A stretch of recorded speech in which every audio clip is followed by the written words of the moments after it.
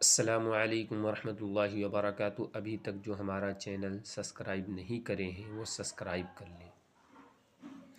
उर्दू शायरी आप लोग ज़रूर सुने। आता है याद मुझको गुज़रा हुआ ज़माना, वो बाग़ की बहारें वो सब का चहचहाना। आज़ादियाँ कहाँ है अब वो अपने घोंसले की, अपनी खुशी से आना अपनी खुशी से जाना।